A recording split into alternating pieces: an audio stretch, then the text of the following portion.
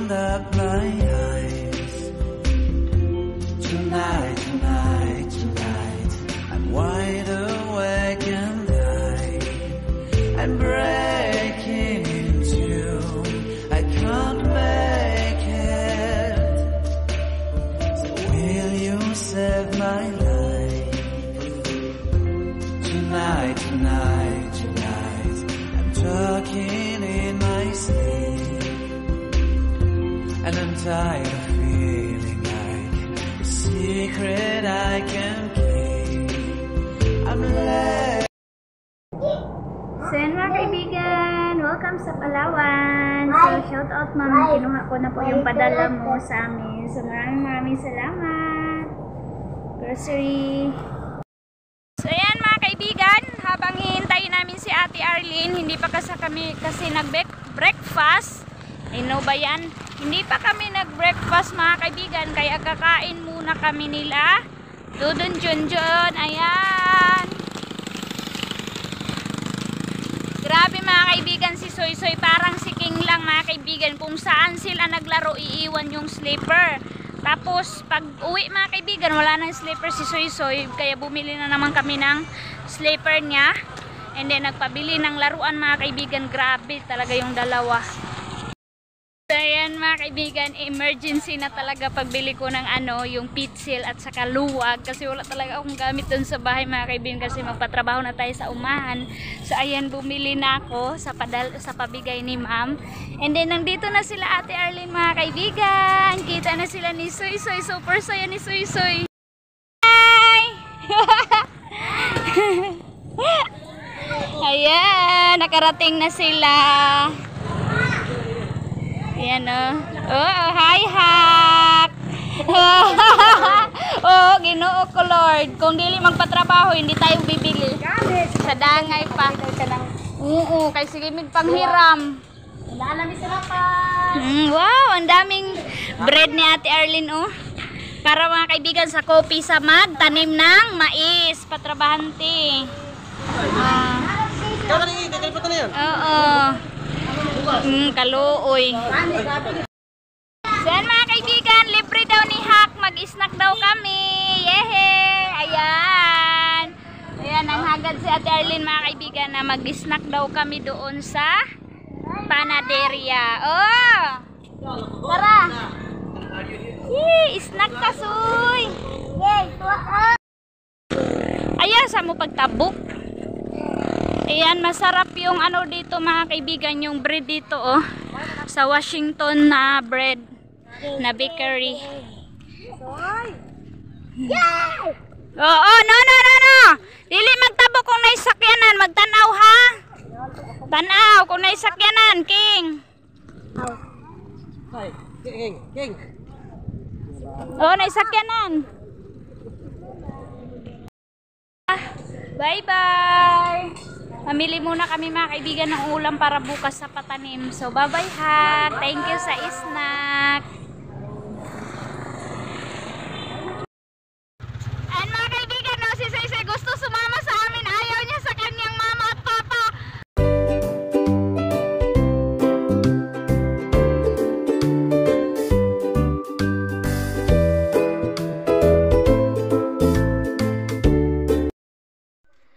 So, ito na mga kaibigan, nandito na kami sa Agpangon. Nakabili na kami ma'am ng nakabili na tayo ng bigas at saka yung mga bread. Tapos ito mga kaibigan, kay maninay ninyo yan,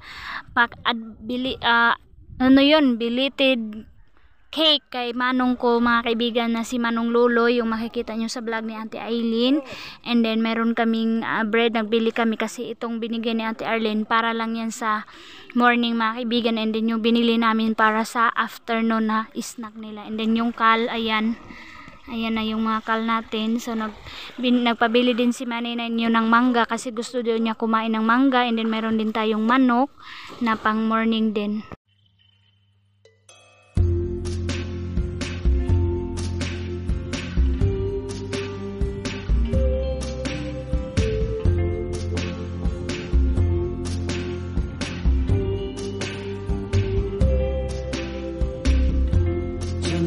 Tonight, I opened up my eyes. Tonight, I'm wide awake and I'm brave. So, hello mga kaibigan! Nakarating na kami dito sa bahay. Grabe, para akong makulaps mga kaibigan sa sakit ng araw mga kaibigan. Grabe yung travel namin, ang init. Sobrang init talaga. Sumasakit nga yung ulo ko. Kaya muna ako mga kaibigan. Kailangan ko muna din i-arrange yung mga nabili ko. So, ito na yung nabili natin na pitsil mga kaibigan. Pitsil ba mga tawag mga kaibigan. And then yung serving spoon, luwag. Kasi wala akong luwag. Yung maliit. Tapos ito mga kaibigan. Oh. So, nakabili na ako. So, si King naglangi. Naglangi si King mga kaibigan ba. Umiiyak si King kasi naputol yung tulog niya ba. Kasi nakatulog siya doon sa pambot and then sobrang init.